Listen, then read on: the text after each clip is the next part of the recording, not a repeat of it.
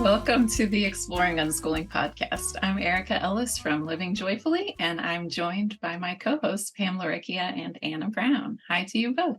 Hello. We are now somehow nearing the end of the calendar year already. And for many of us, that means a season of holidays and family gatherings. And navigating family gatherings can sometimes be challenging.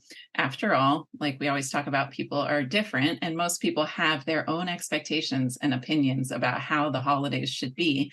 And so it can sometimes be a recipe for worry and misunderstandings and conflict.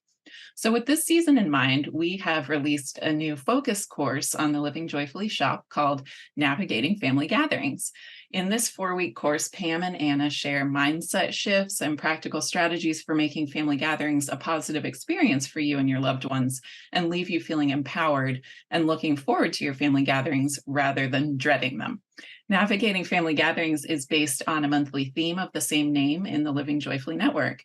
It consists of 4 weekly focus calls between Pam and Anna, each discussing a particular aspect of the theme, plus the weekly question we share to encourage members to think about the topic through the unique lens of their experiences and family. You'll receive an email each week with a new lesson, as well as an ebook and an audiobook version of the material, so that you can engage with the course in whatever way works best for you in the moment. And the course is yours to keep forever, so you can feel free to explore at your own pace. To learn more and to purchase the course, visit livingjoyfullyshop.com. We'll also put the link in the show notes. We hope you let us know how navigating family gatherings helps your family navigate this holiday season. So today, on this Unschooling Rules episode, we're going to talk about an idea that we hear floating around, especially when families are newer to unschooling, and that is that freedom will lead to self-regulation. So I'm really excited for this one. But before we get started, we want to remind everyone that with this Unschooling Rules series, we use the word rules in quotes to draw attention to the fact that there is no such thing. It can feel easier to reach for a set of rules to follow, especially when we're learning something new, but we want to offer you space to look within to find what makes sense to you and what makes sense to the individual members of your family. There are no unschooling police. Nobody's going to drop by your house and give you a failing grade or an A+. Our goal for this series is to explore these apparent rules and cultivate an environment for self-discovery, inquiry, agency, and growth. I'm going to hand it off to you, Pam, to dive into this rule. Yay! Thank you very much, Erica. I am very excited to dive into this as well, because with this episode, what we want to do is explore the possibility that we might be starting off our unschooling journey with a few misplaced expectations. Because when we were first learning about unschooling, we can hear the message that when we give our children the freedom to make choices in their days, they will eventually self-regulate, meaning understand and manage their choices and behavior. Which, yes, absolutely, having the space and freedom to make choices helps them learn about themselves, practice with various tools and ways of navigating emotions, and gain lots of experience with making choices and seeing how things unfold and incorporating that knowledge next time. It's like top-notch learning in action. But I think the one piece of the puzzle that can be missing for parents, especially early on, is how we define what that self-regulation looks like. So we can be thinking, sure, I'll give them the freedom to make choices, and eventually they'll settle into the behavior that I expect. They'll learn how to self-regulate. The challenge comes when we define what self-regulation looks like for another person. Because, as we say so often, people are so incredibly and beautifully different, aren't they? Yeah, they are. People are just so different. And I think it's why we talk so much about this being more about the parents than the kids when we're switching to this unschooling journey. It's I believe our work to understand that we're all different and to see the process in the world, like we just see and process the world so differently, and understanding that the best choice for me in a situation genuinely may not be the best choice for someone else. And I feel like that one can take a minute or many years, but it's so worth it. And it will help in every relationship that you have. The beauty of this lifestyle is we have the time to be with one another, to have these conversations, to observe, and to start to really understand how things look through their eyes. Letting go of expectations and leaning into learning about one another is so critical along every stage of the journey. And I think with this, it's hard because self-regulation is kind of this buzzword of we all, this is so great and we need this. And unless we start digging beneath the surface level definition, we can really miss the piece of self of that and what that actually means, as in what works for the individual. So it's this slippery slope to think that we know what's best for another. And it can cause a lot of disconnection if we're acting as if we want our kids to understand themselves and make the best decision for their life. But really, what we want is for them to follow this kind of prescribed path where we can feel comfortable. So keeping this lens of everyone is different at the forefront and being open and curious about helps us not fall into the traps of trying to control another person's journey. Yeah. I mean, I love that lens. People are different. It's such a paradigm shift. And really, this self regulation thing is one of my pet peeves, I guess I would say. Because when people are talking about self regulation with their kids, so often what they mean is that the child is making choices themselves that the parent would have chosen for them to make. And that to me sounds so much more like obedience than self-regulation. It's that, cheerfully compliant dream child that we may have in our imagination. And so the words we choose to use can just be so interesting.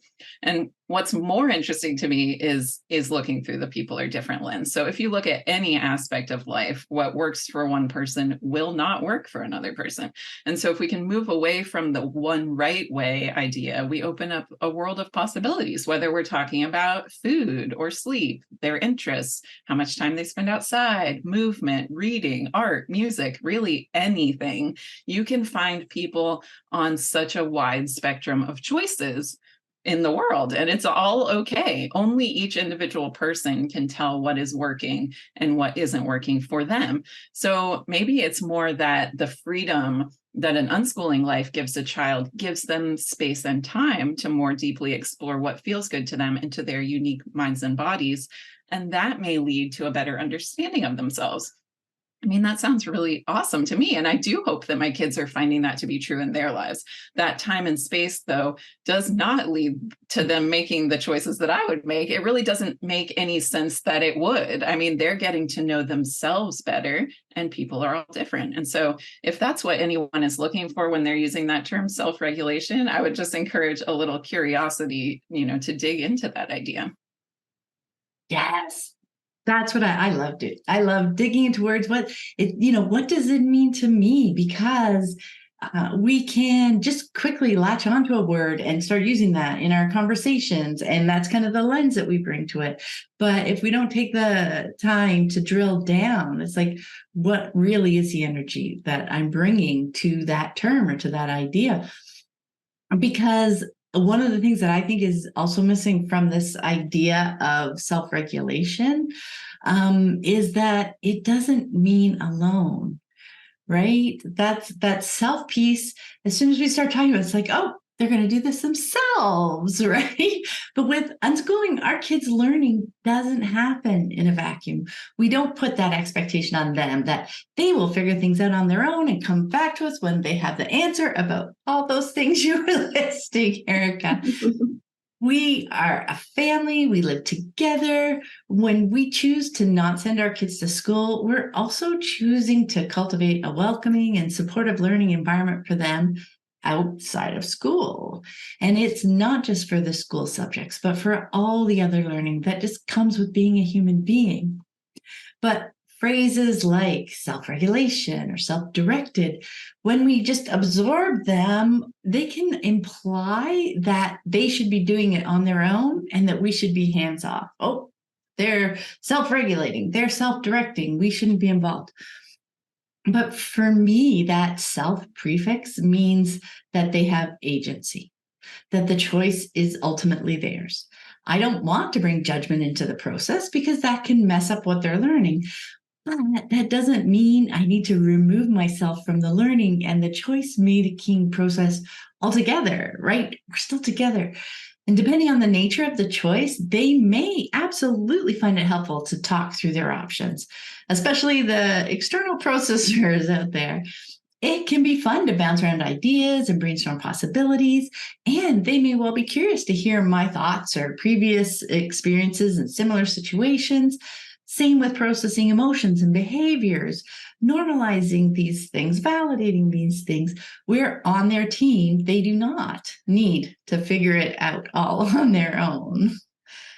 Right. Oh my gosh, that's such an important point. I think I really love that distinction of self in these terms as more about agency. I truly believe that all humans want and need agency to feel fulfilled, to learn and grow. But as we talk about so often, our focus is on connection, and that's an active process where we are connected. It's not hands off. It's not go figure it out over there. It is sharing our experiences, helping them process their feelings and their experiences in whatever way works for them, internal, external, a combination of both. Again, people are different. My oldest likes to externally process with a lot of discussions. My youngest prefers to pop in and out for connections and thoughts. I enjoy holding space for whatever that process looks like, and to know that through our connection, they do not feel alone. They feel supported in their unique processing, and they are able to bounce ideas off of me and to hear my pieces. And sometimes they want to hear it and sometimes they don't. Also fine. It's much more of a facilitation role, learning about them, being a support as they explore and try different things, as they figure out how their body works, how they want to show up in relationships, how they want to spend their time. And yes, we are all living and growing together. So they are seeing me figure out things and learn more about my body and food and movement and what type of work feeds me and how I want to be in relationships. And what's fun is then we can kind of talk about those things, and I can share why I made decisions. They can ask me about it. I can ask them about theirs. It's this just open communication, with the caveat when I'm talking about my pieces that I've learned it about me, that their experience may be completely different, but it's still relevant in terms of how humans do things. So that I feel like that's the curiosity lens, right? To know, it is interesting to know why you might make a choice differently than I would in a particular situation. And we can talk about how a particular action would or wouldn't work for one of us and why, and that's, again, people are different. Maybe one's more introverted or extroverted, or one feels comfortable walking up to someone and one doesn't. And so we can talk about, yeah, that would work for me, but that's not so much. Through all of that, we start to see how we're all different and how we can be honored and grow together. If there isn't one right path or way to be, then we can really appreciate that we can all do it in a different way, and we may still get to the same point, or we may get to another more amazing point that we didn't even see from the beginning. And to me, it's those differences that makes the world such an interesting place to learn about and explore. It's so true. I was thinking that I really do find that, like, the topics that would seem to be about those kind of self-regulation parts of life can be some of, like, the most interesting conversations that I have with my kids, because when they're noticing that something isn't feeling good to them and they want to experiment, try another choice, like, those conversations can just be so insightful. And I'm always amazed about what they notice about themselves, and really just how different we all are. And so in a way, it does feel like they are self-directed, because they are the ones having this experience or the discomfort or whatever it is. But I know that my role is so integral to their processing, because I can offer observations, I can share my experiences, I can reflect back to them what they're sharing to help them make more sense of it. And so I wanted to give a couple of examples. Recently, my daughter went through a really long phase of pretty intense love of candy, candy eating. It was a big part of her grocery shopping list. It was just a focus for her. It was an interest and a love. And so if I was looking at this through my eyes and what feels good in my body, it would just be a terrible thing. I would say she needs to regulate herself. But I remembered when I was young and eating candy felt different for me then too. So that helped. And then recently, she told me she wanted to take a break from it, at least until the holidays. And so we had this conversation that was just so interesting. She had noticed that it wasn't quite as exciting or fun anymore as it had been. And she thought that having kind of a break would make the holiday candy feel more exciting and taste better. And so she just wanted to try that out. And she also said that her body wasn't craving it like it was before.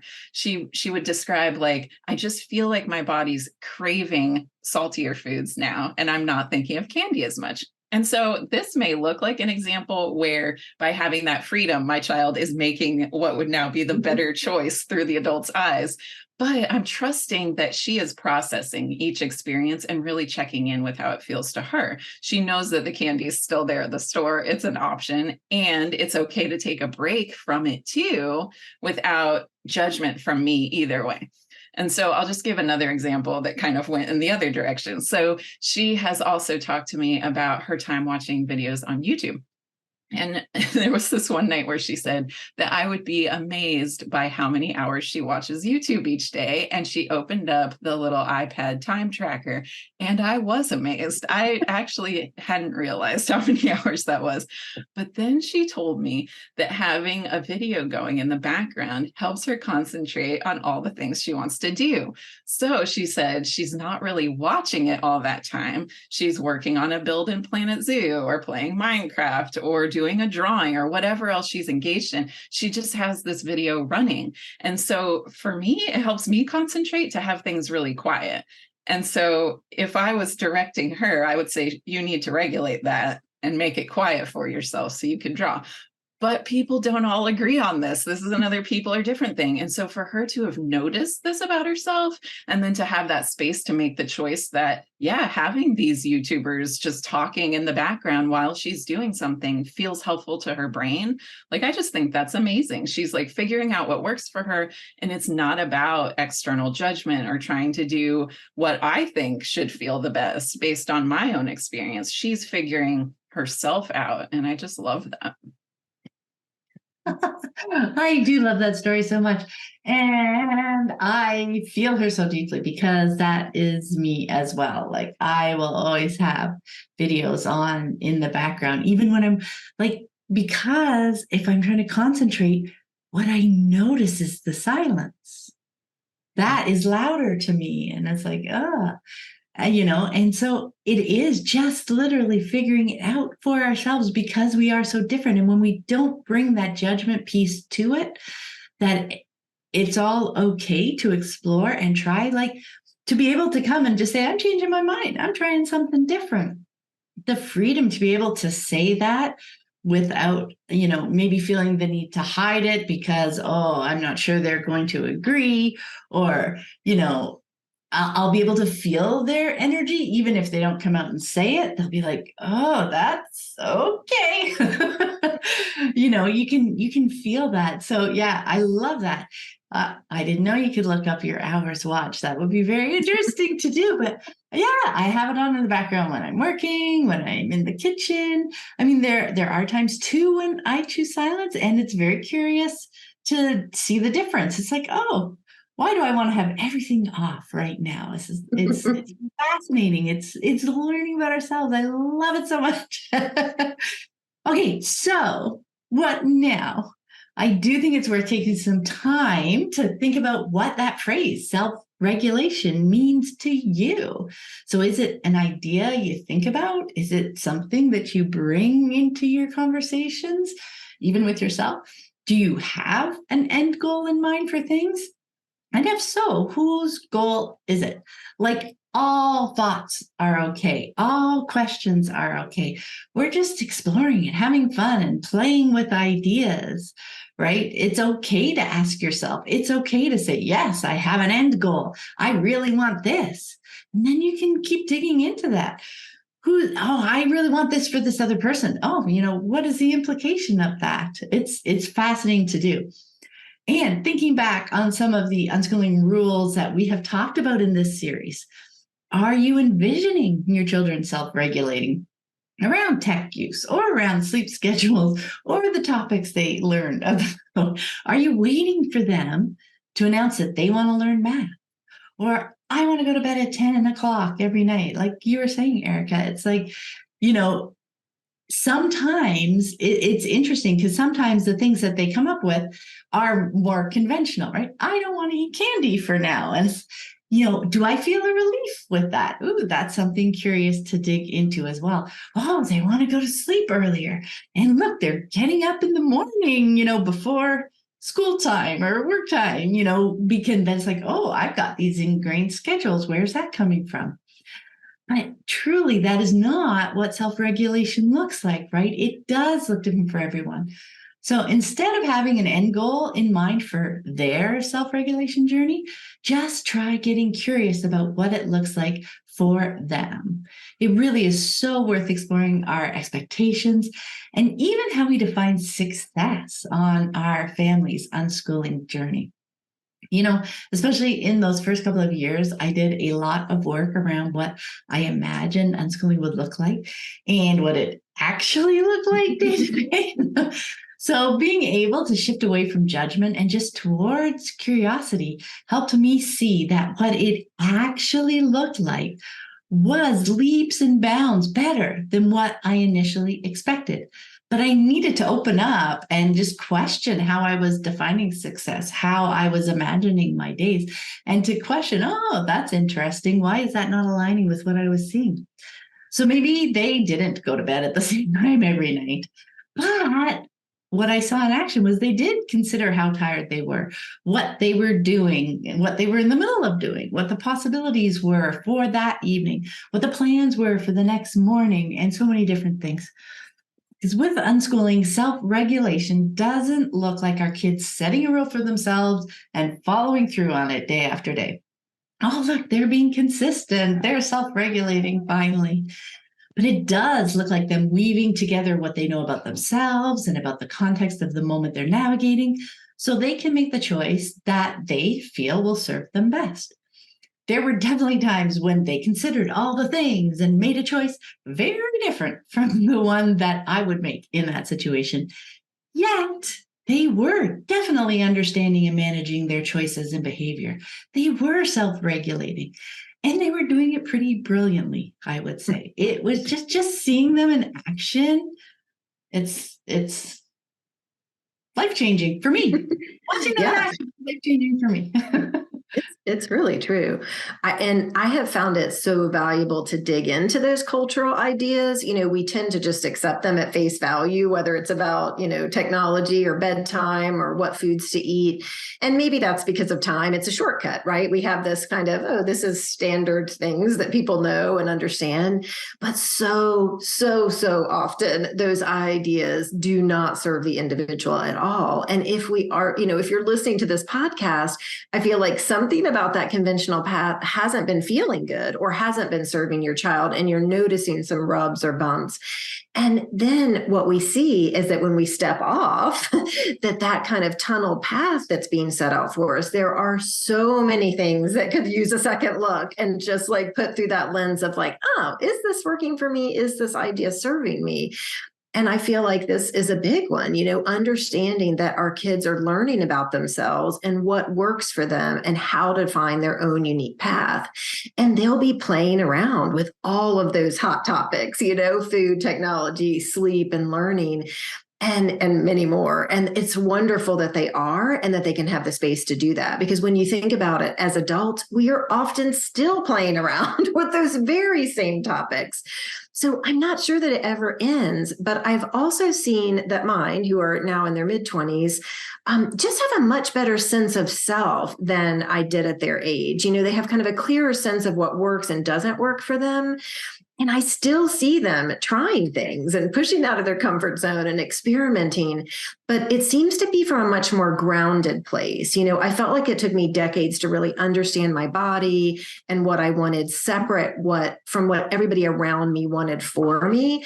And I really have seen even recently my oldest daughter experimenting with getting up early. We were very much night owls when they were growing up.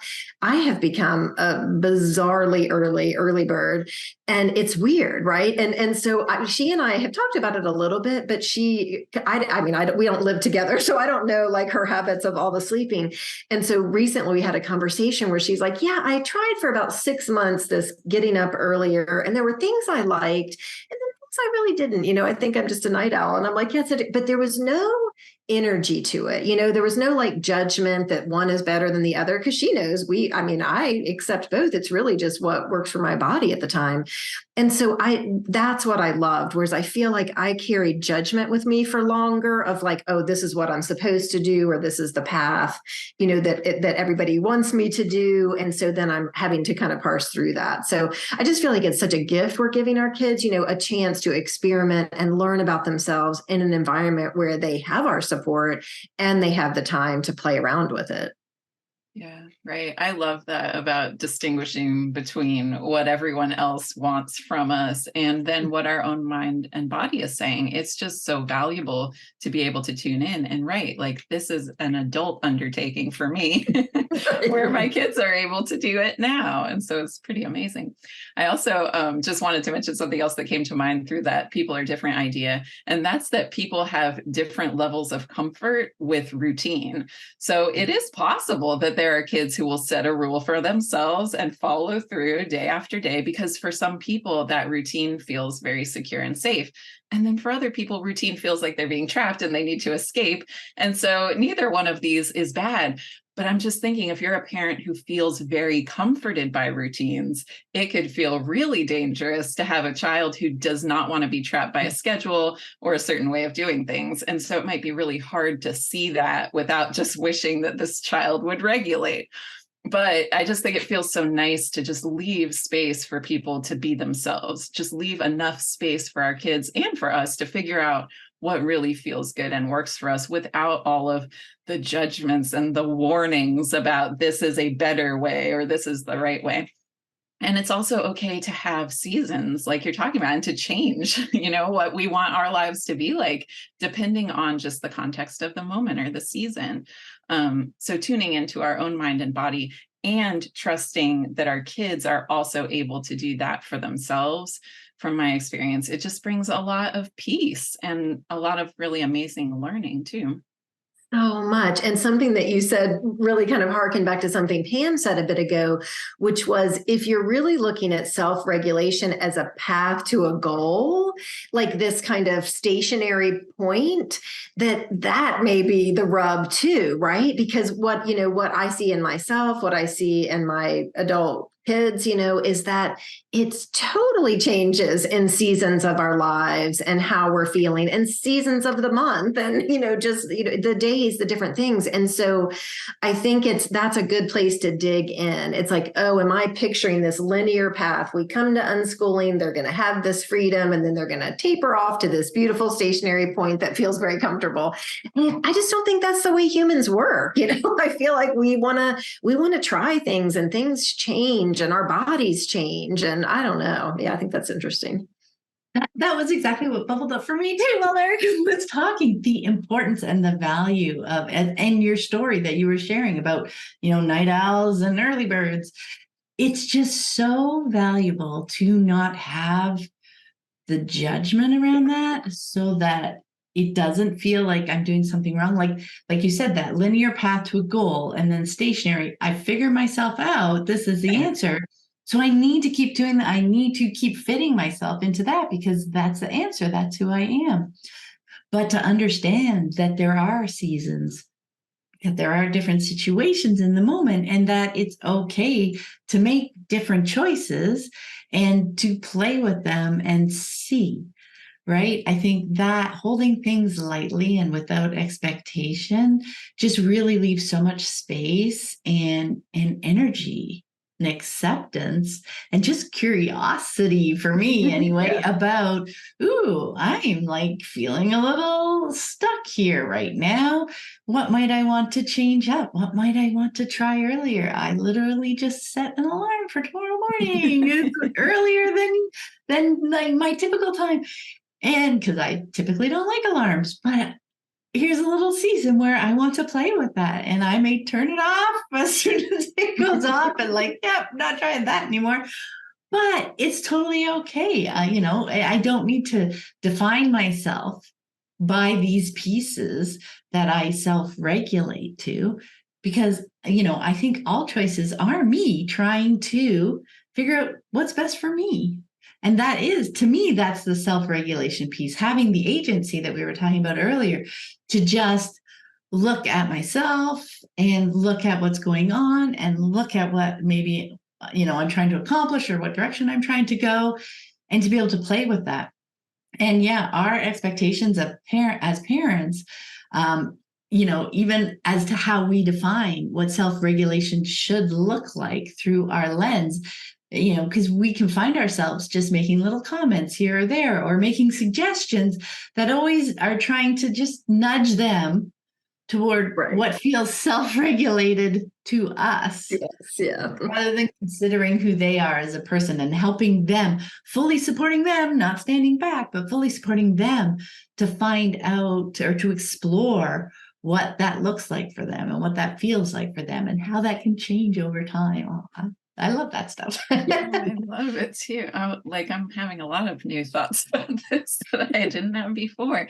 Right. Like just the importance of context, and like how amazing it would feel if, I'm in the mood to stay up late, if rather than judging myself, maybe this is just a season of being in night owl mode, and that's okay, and our kids can do that too, rather than, right, having this endpoint expectation of, if I was doing things the right way, or if I was able to regulate, my diet would look like this, my sleep would look like this, and everything in moderation, right? Which is just not the way life is. And so, a moderate amount of screen time may work really well for somebody, but then someone whose passion is filmmaking and is spending all day editing a video, they're going to be getting a lot more screen time. And that's a great life too, And so I really think it's all about dropping the judgment and just, right, like tuning in, listening to ourselves and letting our kids listen to themselves too.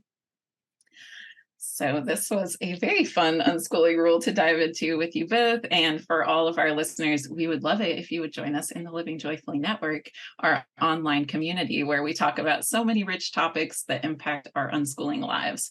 It's a wonderful place to connect with other families, navigating the same challenges and experiencing the same joy of connection. You can learn more at livingjoyfully.ca/network. Thanks again for joining us, and we'll see you next time. Bye.